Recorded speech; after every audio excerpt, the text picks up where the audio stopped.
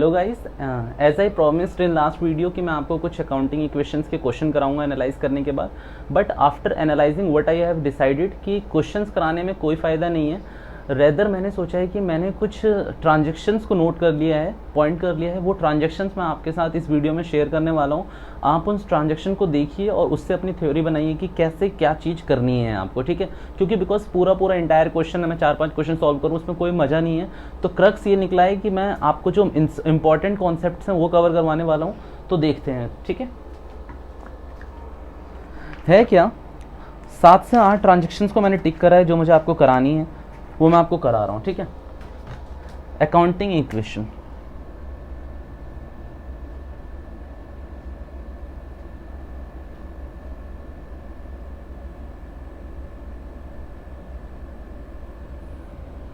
जो point number first है इसमें वो है रेंट पेड।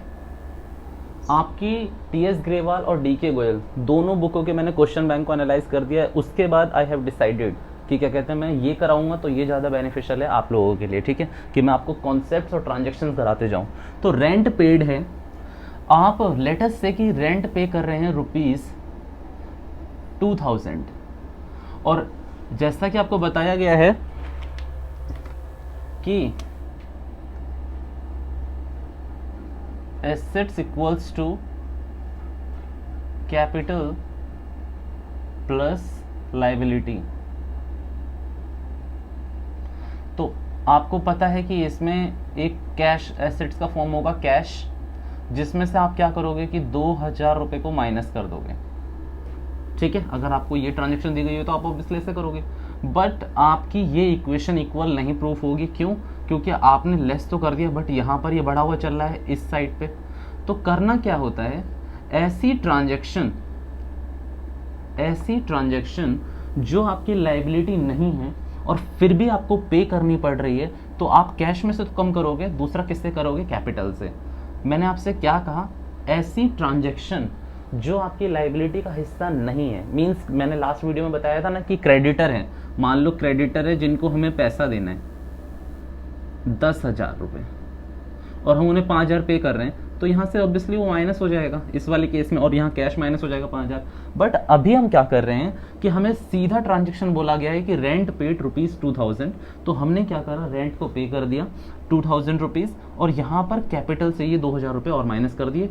ये दोनों चीज़ें आपकी क्या हो गई, आपकी इक्वल्स में हो गई। आपकी स्टेटमेंट अभी भी सही चल रही है। तो एक नोट बना लेंगे इस ट्रांजेक्शन के लिए, if any amount being paid, कोई अमाउंट पेड करा जाता है, विच ब्रैकेट में लिख लेना, which is not the part of liability,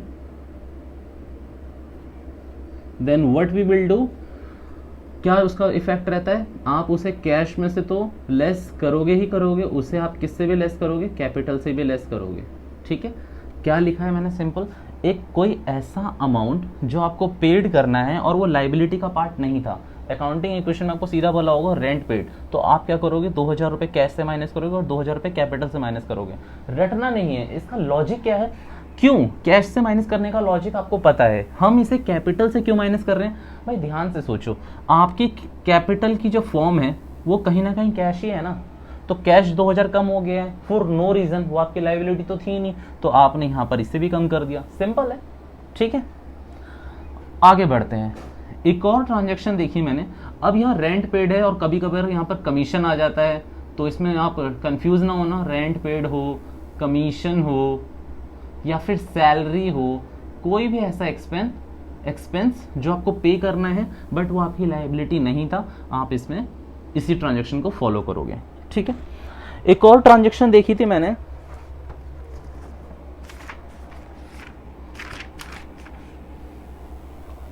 वो ट्रांजेक्शन है, यस आ गई, हाँ जी, वो ट्रांजेक्शन है, आपको कई बार ऐसा दिया गया होगा क्वेश्चन में कि जो गुड्स हैं सोल्ड एट 20% प्रॉफिट, आपको 20% प्रॉफिट पे बेचे गए हैं, कॉस्टिंग ₹20,000। बात को समझना अब यहाँ पर, इससे से मैं आपको एक कॉन्सेप्ट भी कराने वाला हूँ, उस बात को ध्यान से समझना है। क्या, मान लो कि 20,000 रुपये आपको कॉस्टिंग दे रखी है, ठीक है। आपसे कोई बोले कि सीधा हमें प्रॉफिट बताना, तो आप क्या करोगे, सिंपल दिमाग लगाओगे, 20,000 रुपये को हम किस पे बेच रहे हैं, 20% प्रॉफिट पे, ऑब्वियसली ये 4,000, आप कहोगे कि प्रॉफिट आ गया। ये तो सिंपल था, कोई इसमें रॉकेट साइंस तो नहीं, कॉम्प्लेक्स था नहीं, ये तो सिंपल था। बट कई बार क्या हो जाता है, आपको क्वेश्चन बोलेगा कि 20% प्रॉफिट, देखो अब जैसे कि पॉइंट सेकंड में बोल रहा हूँ, 20% ऑफ प्रॉफिट ऑन सेल। अब अच्छा लगा ये कुछ क्वेश्चन, क्या कह दिया उसने कि 20% प्रॉफिट ही है, बट यहाँ पर कुछ नहीं कहा गया तो आपने एज्यूम कर लिया कि कॉस्टिंग पे, अगर कुछ नहीं कहा गया है तो कॉस्ट पे ही एज्यूम करना है। बट अगर वो स्पेशली बोल रहा है कि 20% प्रॉफिट ऑन सेल, तो कॉन्सेप्ट क्या बनेगा, अब आप कहोगे कि कॉस्टिंग तो आपकी कितनी है, 20,000, तो आपको सेल पता करनी पड़ेगी पहले, ठीक है। वो सेल आपको क्या मिलेगी, वो ऐसे ही मिलेगी ना, 20,000 प्लस प्रॉफिट। ध्यान से देखो क्या मिलेगी, वो 20,000 प्लस प्रॉफिट। लेटस से कि सेल को हमने एक्स एज्यूम कर लिया और इसको आप कह रहे हो 20,000, 20% ऑफ क्या होगा, एक्स। अभी मैं डिटेल में बता रहा हूँ, ये डिटेल कॉन्सेप्ट है, फिर इसका एक छोटा सा आंसर भी निकलता है, वो भी मैं बताऊंगा आपको। अभी डिटेल में कराना जरूरी है, बिकॉज इस स्टेज पे बच्चे बहुत सारे वो मांगते हैं कि इसका प्रूफ क्या है, तो प्रूफ मैं करा के दिखा रहा हूँ आपको, फिर मैं आपको छोटा कॉन्सेप्ट भी करा दूंगा। ध्यान से देखो, तो यही लिख सकते हैं, तो ये क्या हो गया, x 20,000, 20x/100 लिख सकते हो इसको ऐसा, ठीक है। अब इसको अगर मैं सॉल्व करूं तो ये हो जाएगा कुछ इस तरीके से, 20,000 और 2 0 और 20x, ठीक है। 20 में 100x में से 20x माइनस करोगे, इक्वल्स टू में यही रहने दो, ठीक है। ये हो जाएगा 80x इज इक्वल्स टू, कैलसी का यूज कर रहा हूं मैं, 2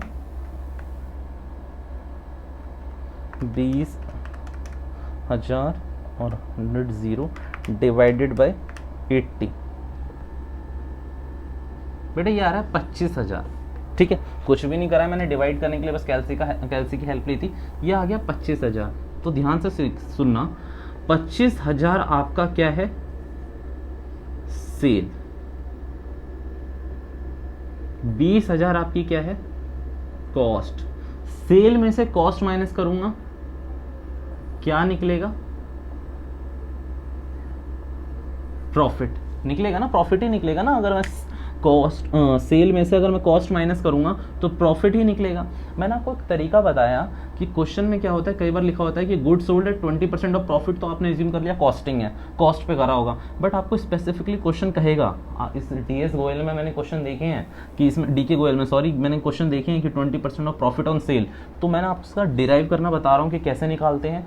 अब क्या प्रॉफिट आ रखा है आपका, 5,000, देखना अभी मैं आगे और कर रहा हूँ, 5,000 आपका प्रॉफिट आ रखा है। क्वेश्चन ने बोला था कि ये क्या था आपका, 5,000 प्रॉफिट, उसने बोला था 20% ऑफ किसका था, सेल का। तो सेल कितनी थी आपकी, 25,000, इक्वल्स टू में हो रहा है 25,000 का 20% 5,000 ही होता है। ये तो था लॉन्ग रूट, कि भाई आपने लॉन्ग रूट पकड़ा और तब आप यहां तक पहुंचे। बट अकाउंटिंग में एक छोटी सी, with the help of mathematics, हमने एक छोटा सा फॉर्मूला डिराइव करा हुआ है, जिसकी वजह से हम ये करेंगे, ठीक है। अब इतनी बड़ी हमें बैक फॉलोइंग करने की कोई जरूरत नहीं है, सिंपल आप यहां पर देखो, आपको कॉस्टिंग दे रखी है 20,000 रुपए,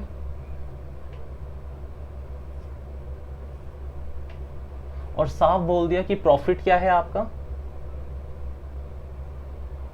20% ऑफ सेल। बेटा अगर साफ सुन लो, इसको 20% को मैं 20/100 लिख सकता हूं, प्लीज गिव मी और आंसर कि मैं इसे लिख सकता हूं या नहीं। ऑब्वियसली लिख सकता हूं, मैंने परसेंटेज को नीचे ले आया, ये 1/5 होगा ना, ये 1/5 होगा ना, इसे 1/5 लिख सकता हूँ। अब ध्यान से सुनना, मैं कॉन्सेप्ट को लिखवा भी दूंगा आपको, पर अब इसको ध्यान से सुनना, पहले लॉजिक समझो। जब भी आपको प्रॉफिट निकालना है और आपको सेल दे रखी है, सेल पे परसेंटेज दे रखा है, तो आपको ये डिवाइड करके क्या करना है, जो इसका डिनोमिनेटर है ना, जो इसका डिनोमिनेटर है उसमें से 1 माइनस कर देना। भैया फिर से एक बार, जब भी आपको सेल में से आपको दे रखा है कि परसेंटेज किसके उसमें टर्म्स में दे रखी है, सेल के टर्म्स में दे रखी है, तो आपको क्या करना है, आपको पहले इसे सॉल्व करना है। 1/5 लिख लिया मैंने परसेंटेज को, और दूसरा फिर मैंने क्या करा, नीचे -1 करना है। सिंपल है, कोई लॉजिक इतना टफ लॉजिक तो है नहीं। आपने क्या करा, उसमें 1 माइनस कर दिया, ये हो गया 1/4।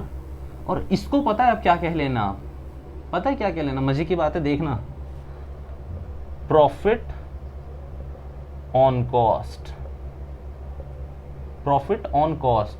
और आपको क्या दे रखा था, प्रॉफिट ऑन सेल दे रखा था ना, अब आपने निकाल लिया प्रॉफिट ऑन कॉस्ट। तो देखो कॉस्टिंग कितनी थी आपकी, 20,000, 1/4 कितना निकल गया आपका, निकल गया ना। अगर ये करोगे तो 5,000 ही आएगा ना, देखो 5,000 ही आएगा, इसको डिवाइड करोगे। अब सिंपल देख लो कि इतना बड़ा कॉन्सेप्ट चलाना है या फिर ये फॉर्मूला अप्लाई करके आपको सिंपल निकालना है। सिर्फ ये दोस्त यहाँ तक स्लाइड दिखाओ, ठीक है। सिंपल देखो किया क्या मैंने, एक लॉन्ग रूट भी दिखा दिया आपको आपकी अंडरस्टैंडिंग के लिए। दूसरा मैंने क्या करा, आपको ये बाय मैथमेटिक की है, बाय मैथ से ही हमने ये डिराइव करा हुआ है कि इसमें हम जब भी सेल का वो दे रखा होगा हम -1 करेंगे, और वो किस में आ जाएगा, प्रॉफिट का आ जाता है 1/4। अगर आप इसको कहोगे कि 1/4 हमें तो परसेंटेज में चाहिए, तो ऑब्वियसली ये 25% ही होगा ना, 1/4 25% ही होगा। मैं इसको कॉन्सेप्ट को लिखवा दूंगा आपको, बिकॉज, और ये याद रखना, इट्स वेरी इंपॉर्टेंट, ठीक है। आगे आप एंट्रेंस देने बैठते हो, 12th में जाते हो, ग्रेजुएशन पे फोकस करते हो, आगे CA CS के एंट्रेंस देते हो, उसमें ऐसे रेशियोज के क्वेश्चंस बहुत पूछे जाएंगे आपसे कि भाई 25% इसका है तो क्या कहते हैं कॉस्ट का बताओ, और आपको सिर्फ कॉस्ट दे रखी होगी, ठीक है। इन दोनों को आप इसको नोट कर लेना, मैं आपको आगे नोट करवा दूंगा कि ये क्या फॉर्मूला है। बट उससे पहले थोड़ा सा एक और इसको ही आगे बढ़ाते हैं, ये 2 ट्रांजेक्शन में से मैं ये मिटा रहा हूं यहाँ पे, ठीक है।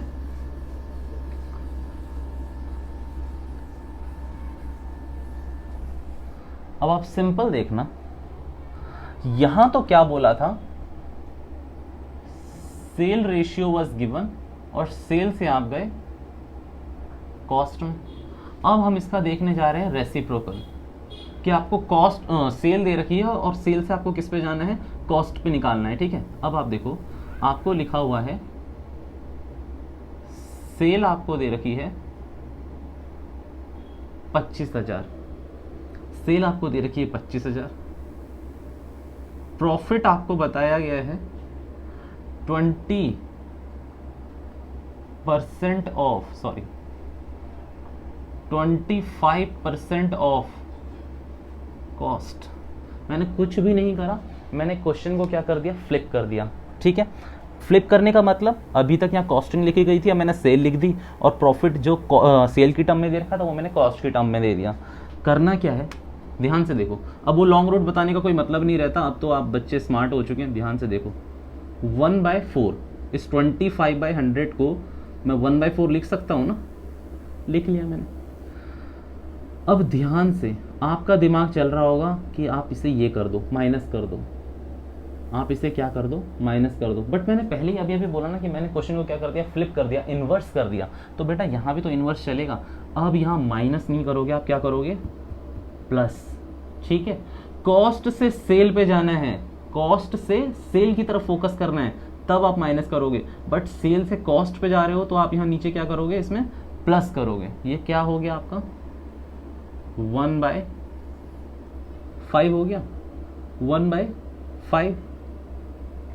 अब सिंपल देख लो, 25,000 प्रॉफिट निकाल रहा हूं मैं, इंटू 1/5 कितना आएगा, 5,000। अब इस पूरी स्लाइड को देखो, हर जगह प्रॉफिट 5,000 ही आ रहा है। भले ही आपको सेल दे रखी हो, कॉस्ट दे रखी हो, प्रॉफिट आपको कॉस्ट की टर्म में बता रखा हो, प्रॉफिट आपको सेल की टर्म्स में बता रहा हो, बट प्रॉफिट चेंज नहीं हो जाएगा। सिर्फ और सिर्फ क्वेश्चन पूछने के तरीके होते हैं। डीके गोयल में ऐसे भरपूर क्वेश्चन दिखे मुझे, तो मुझे भी लगा कि इन दिस स्टेज आपको ये पता होना चाहिए कि बेसिक कॉन्सेप्ट क्या है, और आगे जब आप अपनी चैप्टर यानी कि फाइनेंशियल स्टेटमेंट की तरफ पढ़ोगे, आगे फाइनेंशियल स्टेटमेंट ऑफ कंपनीज ऐसे पढ़ोगे, तो उसमें ऐसे फॉर्मूलोज का बहुत ही ज़्यादा यूज़ होना है। ठीक है, तो यहीं क्लियर कर दिया है मैंने आपको, क्योंकि बेसिक्स क्लियर होना बहुत ज़रूरी है। तो बेसिक्स मैंने आपको पूरे क्लियर कर दिए हैं, और अब आइए मैं आपको एक छोटा सा नोट लिखवा देता हूँ जो आपको याद रहेगा। ठीक है, छोटा सा नोट आप मेरे साथ साथ लिखेंगे। ठीक है, इन question when cost is given and also profit in terms of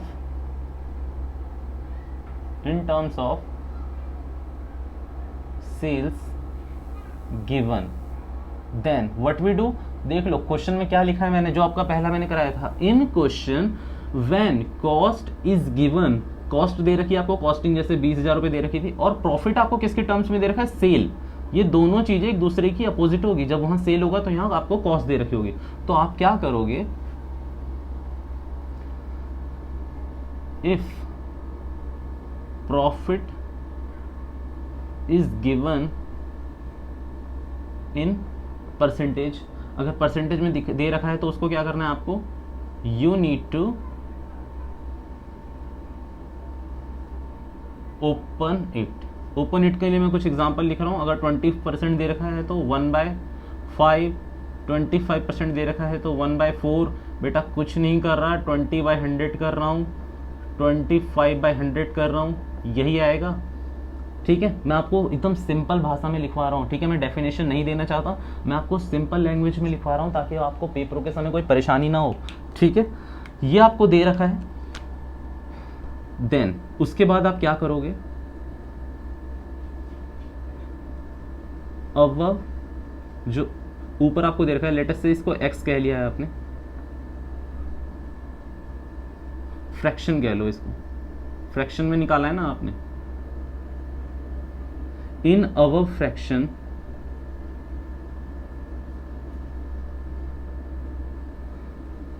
bracket में in denominator you need to subtract 1, -1 मत कर देना, यू नीड टू सब्ट्रैक्ट 1। बेटा न्यूमिनेटर ऊपर होता है, डिनोमिनेटर नीचे होता है, पता है ना। तो 1/4 क्या माइनस करोगे, 1, 1/5 क्या करोगे, 1। ठीक है, सिंपल, ये आ जाएंगे आपके, ये आपका आंसर आ जाएगा। और आपको क्या मिलेगा इससे, percentage of profit in terms of cost. क्यों, क्योंकि क्वेश्चन में आपको क्या दे रखी है, कॉस्ट। अगर आपको सेल के लिए लिखना है तो आप सेल के लिए मैं बता दे रहा हूं क्या लिखोगे, in question when sale is given and also profit in terms of cost given. ऊपर सेल है तो नीचे क्या होगी, कॉस्ट। तो आपको क्या करना है, यहां तक तो हम बिल्कुल सेम चलेंगे, बट यहां पर सब्ट्रैक्ट की जगह पता है क्या लिखोगे डिनोमिनेटर में, कि भाई एक ऐड कर देना, यहां पर +1 कर देना, और percentage of profit in terms of sale आ जाएगा आपका। ये आप क्या कर रहे हो, कॉस्ट सेल का रेशियो दे रखा है, सेल से आप कॉस्ट का रेशियो निकाल रहे हो, तो वो इस तरीके से होगा। ठीक है, सेल से आप किसका रेशियो निकाल रहे हो, कॉस्ट का, क्योंकि आपको कॉस्ट ही दे रखी है ना, सेल तो निकाल नहीं सकते। तो ये इसका पूरा का पूरा सुझाव है। ठीक है, एक ये ट्रांजेक्शन थी, थोड़ी सी और ट्रांजेक्शन है वो भी मैं करा रहा हूँ, इसको रफ कर लेता हूँ पहले, सॉरी।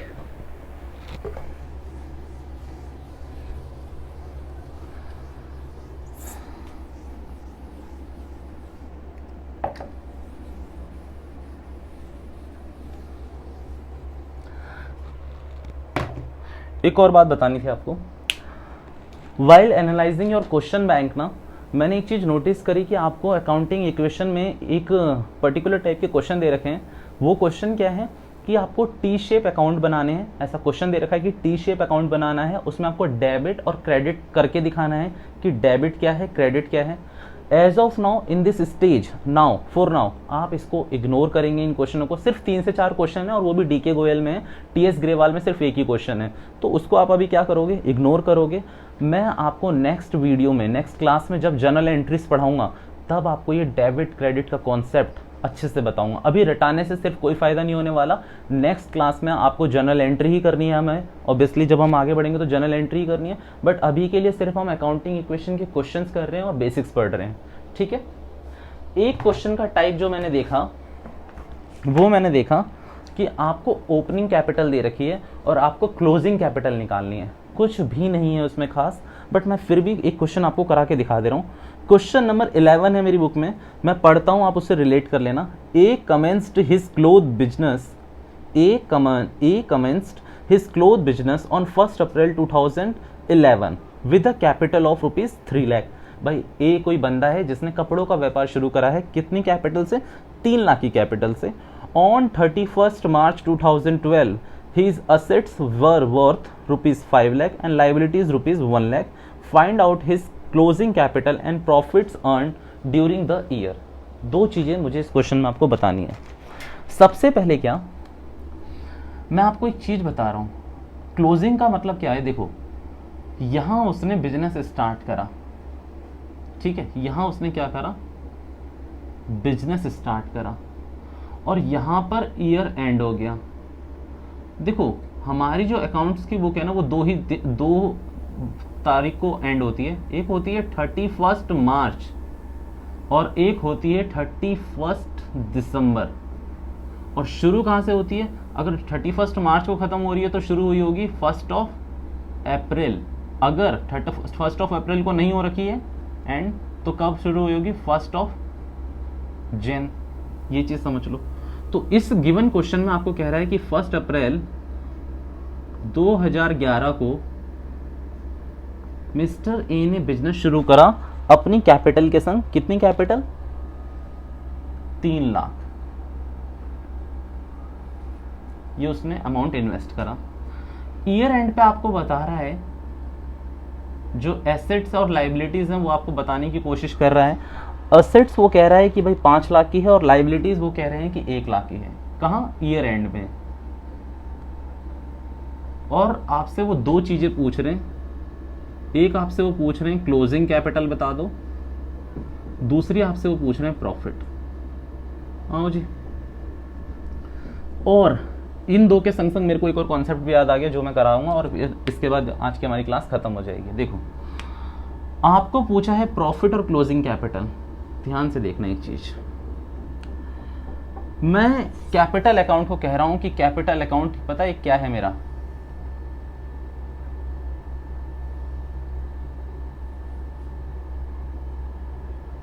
ये मेरा कैपिटल अकाउंट है। एज्यूम कर लेना कि मटके जैसा है, ठीक है, फिगर पे मत जाना, पूरी की फिगर पे आप फोकस करो। ये मेरी कैपिटल है। शुरू में मैंने इसमें, क्वेश्चन कह रहा है कि शुरू में मैंने इसमें 3 लाख रुपए डाले, ठीक है, शुरू में मैंने इसमें क्या करे, 3 लाख रुपए डाले। और अब मैं क्या चाहूंगा कि मैं जब 1 साल अपना बिजनेस कर लूं, यानी कि 31 मार्च 2012 जब मैं चलूं, तो ये जो मेरा घड़ा है ना ये थोड़ा और बढ़ जाए, 3 लाख से कितना हो जाए, 4 लाख हो जाए, 5 लाख हो जाए, 6 लाख हो जाए, जितना भी हो जाए।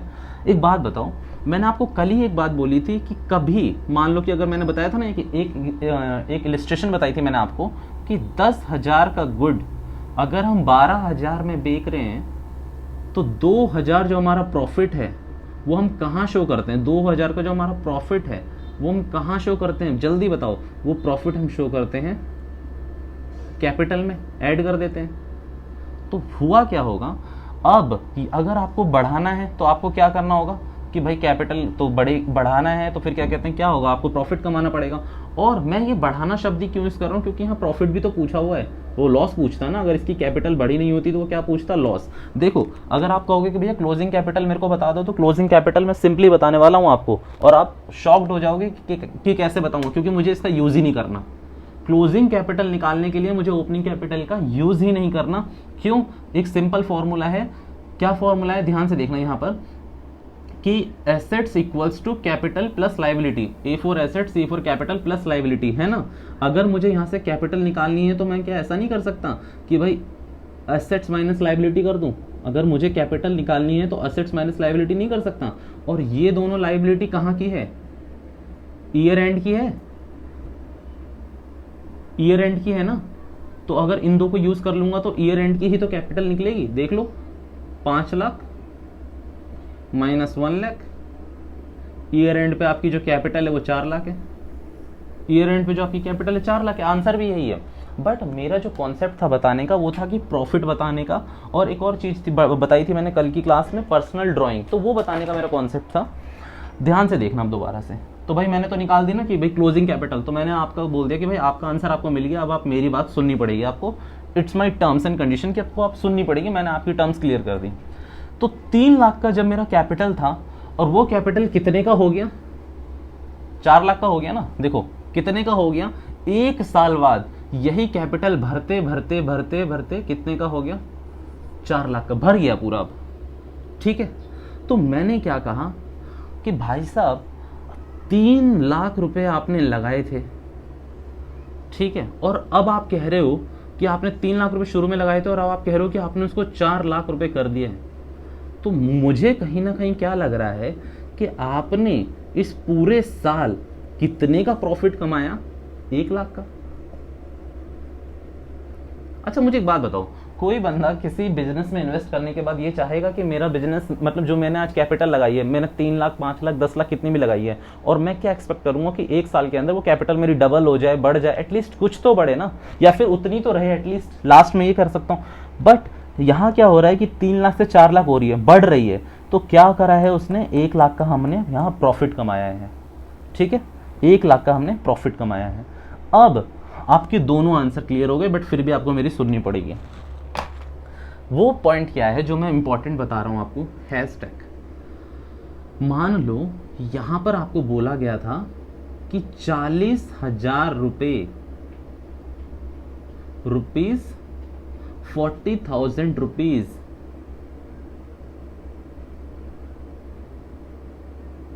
Fresh capital introduced. भाई इनका कहने का मतलब है कि 40,000 रुपए इसने फिर लगाए। पहले तो कितने लगाए इसने, 3 लाख रुपए, और फिर हो सकता है कि 30 जून को इनको याद आया कि भाई मैं 40,000 रुपए और है वो लगा देता हूँ। इन्होंने क्या करा, 40,000 रुपए और लगा दिया। बेटा क्वेश्चन खत्म हो चुका है, डिस्क्लेमर है कि क्वेश्चन खत्म हो चुका है, पहले ही बता दूं। ये मैं आगे का ही कॉन्सेप्ट करा रहा हूँ, जैसे मैंने बताया ना पॉइंट्स, तो इसीलिए मुझे याद आ गया। क्वेश्चन खत्म हो चुका है, आंसर भी दे दिया हमने। अब मैं आपको एजम्पशन पे बता रहा हूँ आगे कि इसने 40,000 रुपए क्या करे और इन्वेस्ट कर दिए बिजनेस में। ध्यान से देखना, घड़ा मेरा कितने रुपए पे था, 3 लाख रुपए मैंने घड़े में पहले डाले, और घड़ा लास्ट में 4 लाख रुपए का हो गया है। और मैंने अब क्या कहा कि आपको मैंने क्या करा था, इस घड़े में मैंने भाई 40,000 रुपए और डाले थे। तो अब ध्यान से अब यहाँ देखो, 3 लाख रुपए मैंने शुरू में इन्वेस्ट करे थे, 40,000 रुपए मैंने बाद में इन्वेस्ट करे। ये मैं क्वेश्चन ले रहा हूं कि मैंने इन्वेस्ट करे हैं बाद में, ये फ्रेश कैपिटल कह सकते हैं।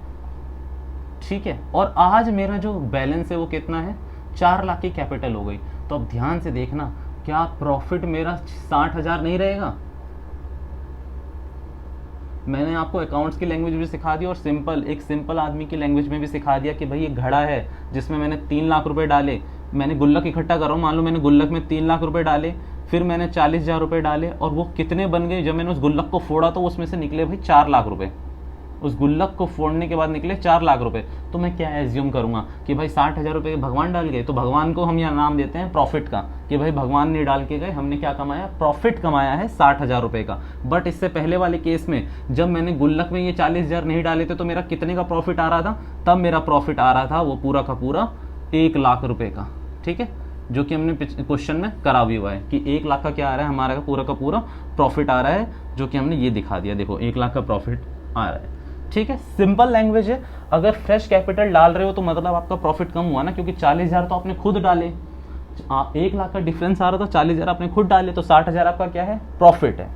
एक और कॉन्सेप्ट याद आ गया, 40,000 रुपये तो आपने इन्वेस्ट कर दिए, अब इसको इग्नोर कर देना, फिर वरना आप कंफ्यूज हो जाओगे। सिंपल है कि आपने क्या करा, 60,000 रुपये विदड्रॉ भी कर लिए। इसी क्वेश्चन में समझना है, इसमें समझ लो, कोई इतनी भी प्रॉब्लम नहीं है। अब आप अकाउंट्स के स्टूडेंट है, अब आप कॉमर्स के स्टूडेंट है, ये सारी चीज़ें तो आपको अब लाइफ लॉन्ग करती ही जानी है, तो इतना कोई टफ की बात नहीं है। 60,000 रुपये आपने क्या कर लिए, विदड्रॉ कर लिए पर्सनल यूज़ के लिए। विदड्रॉ का मतलब कि भाई गुल्लक का स्टेटस क्या चल रहा था, गुल्लक छोड़ा, अब एक बॉक्स पे आ जाओ, इधर आओ, एक बॉक्स पे आओ। बॉक्स में हमने 3 लाख रुपए शुरू में इन्वेस्ट करे, 40,000 रुपये मैं बाद में लेके आया, मैंने बॉक्स में डाल दिए, और फिर मैंने क्या करा, 60,000 रुपये मैंने निकाल लिए। उसी बॉक्स से मैंने क्या करा, 60,000 रुपये निकाल लिए। तो करोगे तो कितना बचना चाहिए गुल्लक में, गुल्लक में बचना चाहिए 3,40,000, और गुल्लक में पैसा होना चाहिए 2,80,000। ध्यान से देखना भाई, कोई डाउट हो तो बताना। 3 लाख रुपये बक्से में मैंने पहले से डाले हुए हैं बैग में, 40,000 रुपये मैंने बाद में डाले, 60,000 रुपये मैंने किसी चीज़ के लिए निकाल लिए, प्लस माइनस करा तो 2,80,000 आता है। बट जब मैंने इस बैग की चेन को खोला या फिर इस बैग के लॉक को तोड़ा, ये लॉक को तोड़ा, तो मुझे अंदर क्या दिखता है कि अंदर जो पैसे हैं वो हैं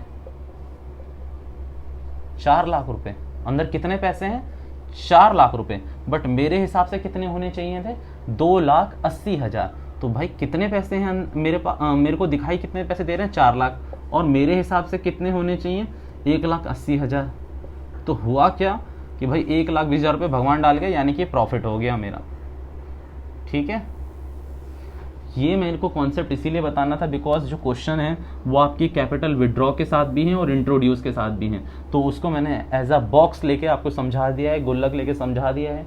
ये जो भी मैं एजम्पशंस लेता हूँ ना, ये सिर्फ आपको अच्छी अंडरस्टैंडेबिलिटी के लिए लेता हूँ कि आपको अच्छे से समझ आए, और सिर्फ ऐसा नहीं है कि क्रैमिंग हो जाए आपकी और आपको बस ये वीडियो जब तक आप देख रहे हैं तभी तक आपके माइंड में रहे। इस तरीके से समझाने का जो फ़ायदा होता है वो ये होता है कि आपको ये हमेशा के लिए ये चीज़ें आपके दिमाग में बैठ जाती हैं। ठीक है, इसी के साथ आज की वीडियो हम खत्म करते हैं और अकाउंटिंग इक्वेशन का चैप्टर को भी हम बाय बाय करते हैं। नेक्स्ट वीडियो जो होगी वो होगी आपकी जनरल एंट्रीज करना सीखेंगे, उसमें डेबिट क्रेडिट जितने भी अकाउंट्स हैं हम ऐसे ऐसे आगे बढ़ेंगे। तो thank you so much for